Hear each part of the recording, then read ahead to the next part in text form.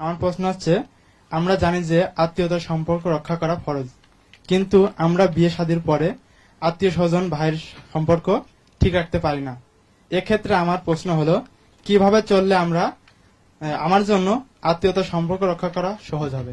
ধন্যবাদ। এটা আমাদের বাংলাদেশের একটা খুব জরুরি প্রশ্ন। আমাদের বাংলাদেশের মুসলমানরা নামাজ যে আল্লাহর ইবাদত এটা জানে, পড়ুক আর না পড়ুক।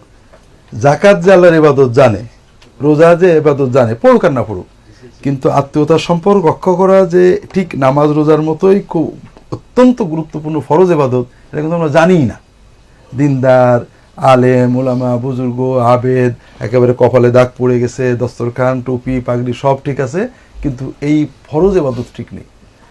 অথচ নামাজ না পড়লে আল্লাহ শাস্তি দেবেন, জাহান্নাম ইত্যাদি। কিন্তু আত্মীয়তার সম্পর্ক নষ্ট হলে আখিরাতের সাথে দুনিয়াতে গজব দিবেন, এটা হাদিস শরীফে বারবার আসছে। এক্ষেত্রে তুমি যেটা বলেছো এবার উত্তর, সেটা হলো আমরা কিভাবে এটা ঠিক রাখতে পারি। আচ্ছা বলো তো, শীতের রাত্রে সকালবেলা উঠে অজু করতে কষ্ট হয় না? হ্যাঁ, কষ্ট হয় একটু। কিন্তু কিভাবে তোমরা এটা রক্ষা করতে পারো? যখন ইবাদতের চেতনা থাকে, না হলে আল্লাহ অসন্তুষ্ট হবেন, হলে আল্লাহ সওয়াব দেবেন, ঠিক না? আসলে আত্মীয়তার সম্পর্ক রক্ষা করার মূল বিষয় হলো এটা যে আল্লাহ একটা ফরজ ইবাদত, তোমাকে বুঝতে হবে। তুমি কখনো রিসিপ্রোকাল হবে না। রিসিপ্রোকাল মানে কি?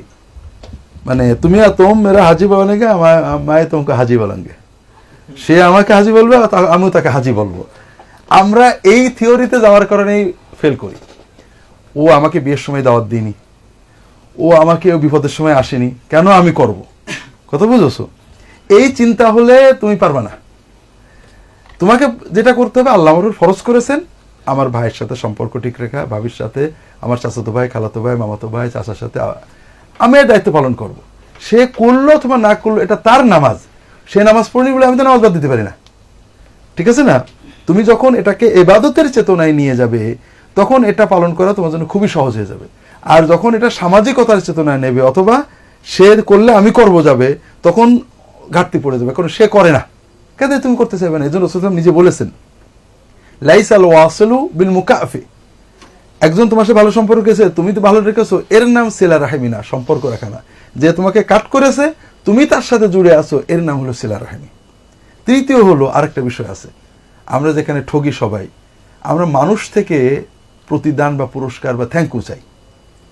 আমরা ঠকে যাই কোথায়? আমি ওর এত করলাম, আরো আমার ক্ষতি করলো, আমার নয় বদনাম করলো। কথা বুঝেছো? তার মানে কি, তুমি যা কিছু করেছিলে ওর কাছ থেকে প্রতিদানের আশাই, ঠিক না? অথচ তোমার দায়িত্ব ছিল আল্লাহর কাছে প্রতিদানের আশাই করা। তুমি যখন